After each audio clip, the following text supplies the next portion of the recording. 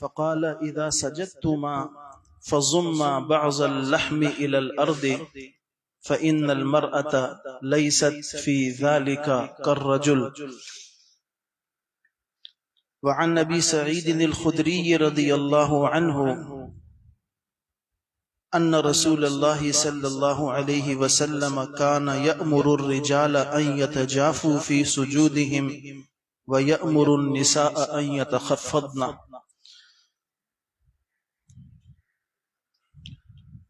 یہ تین احادیث مبارکہ میں نے آپ کے سامنے تلاوت کی ہیں۔ پہلی حدیث کے راوی صحابی رسول حضرت وائل بن حجر رضی اللہ تعالی عنہ ہیں۔ یہ فرماتے ہیں، ایک طویل حدیث ہے، اس کے آخر میں یہ فرماتے ہیں کہ رسول کریم صلی اللہ علیہ وسلم نے مجھ سے کہا کہ جب تم نماز پڑھو، اذا صلیت فاجعل یدیک حذاء اذنیک، جب تم نماز پڑھو اور نماز شروع کرو تو اپنے دونوں ہاتھوں کو اپنے کانوں تک اٹھاؤ۔ والمرأة تجعل یدیہا حذاء ثدییہا، اور فرماتے ہیں کہ رسول کریم صلی اللہ علیہ وسلم نے فرمایا کہ جب عورت اپنے ہاتھوں کو اٹھائے گی تو اپنے سینے تک اٹھائے گی۔ اس حدیث کو امام طبرانی نے روایت کیا ہے، المعجم الکبیر للطبرانی میں امام طبرانی نے اس حدیث کو روایت کیا۔ دوسری حدیث حضرت یزید ابن حبیب رضی اللہ تعالی عنہ سے ہے۔ اس حدیث کو امام بہقی نے اپنی کتاب السنن الکبری للبیہقی میں روایت کیا ہے۔ وہ کہتے ہیں کہ ان رسول اللہ صلی اللہ علیہ وسلم مر علی امرأتین تصلیان، کہ نبی صلی اللہ علیہ وسلم گزرے دو عورتوں کے پاس سے کہ جو دو عورتیں نماز پڑھ رہی تھیں، تو آپ صلی اللہ علیہ وسلم سے کہا کہ فَإِذَا سَجَدْتُمَا فَضُمَّا بَعْضَ اللَّحْمِ إِلَى الْأَرْضِ، ان عورتوں سے آپ صلی اللہ علیہ وسلم نے فرمایا کہ جب تم سجدہ کرو تو اپنے آپ کو زمین سے چپٹا لو، اپنے آپ کو زمین سے، اپنے جسم کو، اپنے گوشت کو، یعنی اپنے جسم کو زمین کے ساتھ ضم کر لو، زمین کے ساتھ چپکا لو۔ اور فرمایا کہ فَإِنَّ الْمَرْأَةَ لَيْسَتْ فِي ذَلِكَ كَالرَّجُلِ، کہ سجدہ کرتے ہوئے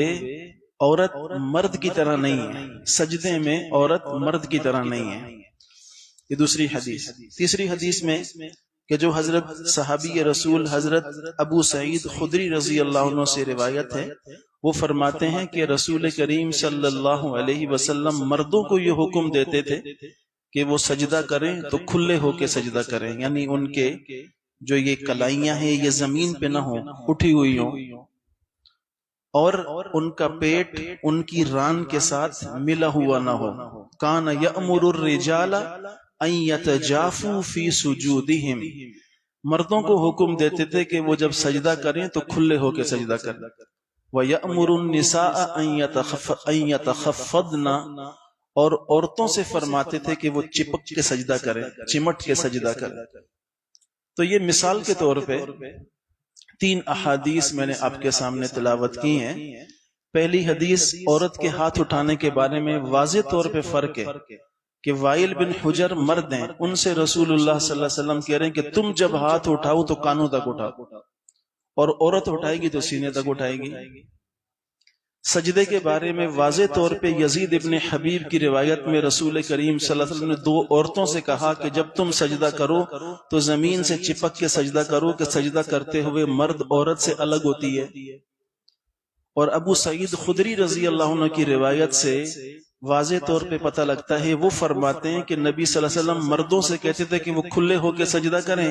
اور عورتیں جو ہے چپک کے، چمٹ کے سجدہ کریں، سمٹ کے سجدہ کریں۔ یہ مثال کے طور پہ تین روایتیں ہیں، بہت ساری حدیث ہیں۔ ایک بات چھوٹی سی سمجھ لیں، میرے پاس ایک بچہ آیا، کہنے لگا کہ مولانا صاحب آپ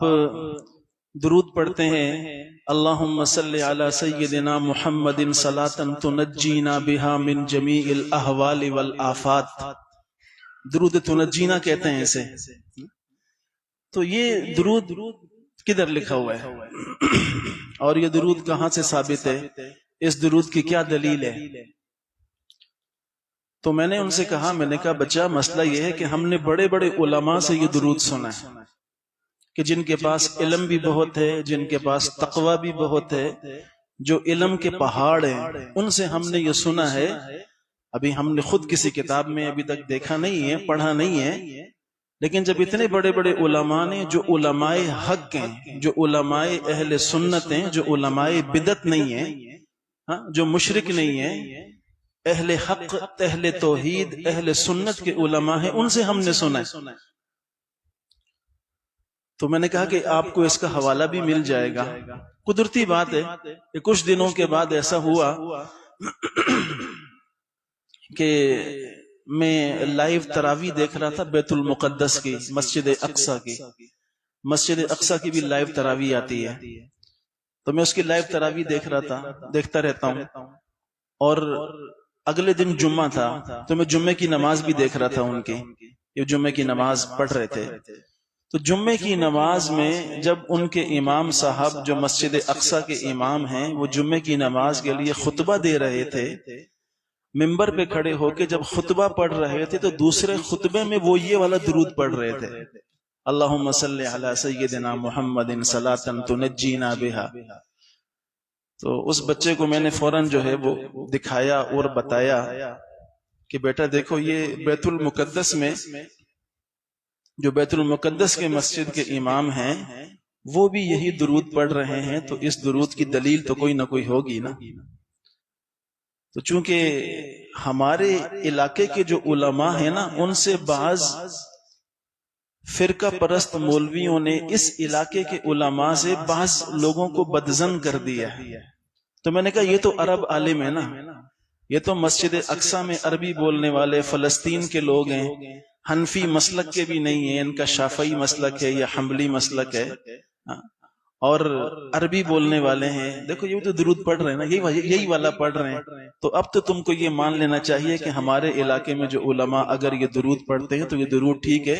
ہم تو دعا میں پڑھتے ہیں، وہ تو جمعے کے خطبے کے اندر پڑھ رہے ہیں۔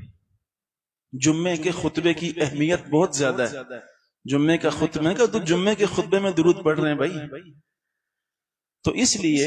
یہ بات سمجھنے کی ہے کہ علماء حق جو بھی کام کرتے ہیں، جو بھی بات بتاتے ہیں، جو بھی فتویٰ دیتے ہیں، اس فتوے کے پیچھے دلائل ہوتے ہیں، اس کی دلیل، اس کا ریفرنس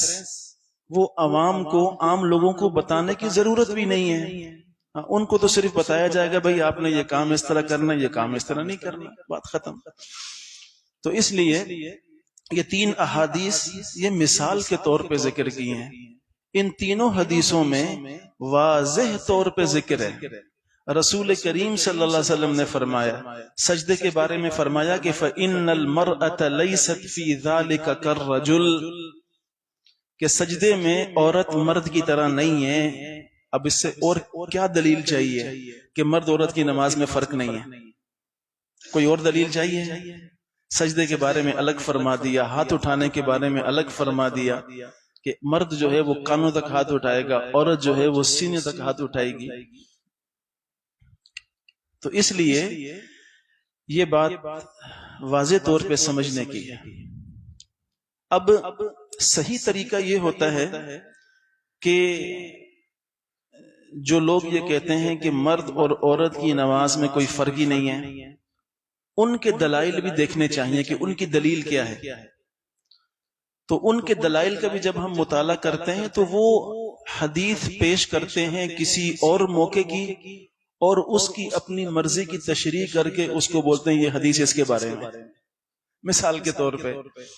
سب سے پہلے وہ مرد عورت کی نماز کے فرق میں جو دلیل پیش کرتے ہیں نا، وہ کہتے ہیں جی نبی صلی اللہ علیہ وسلم نے فرمایا کہ جس طرح میں نماز پڑھتا ہوں ویسے نماز پڑھو۔ تو نبی صلی اللہ علیہ وسلم نے تو یہ نہیں فرمایا کہ بھائی عورتوں کی نماز یوں ہے تو مردوں کی یوں ہے، تو بس جیسے نبی صلی اللہ علیہ وسلم پڑھتے تھے عورتیں بھی ویسے ہی پڑھیں گی۔ تو یہ تو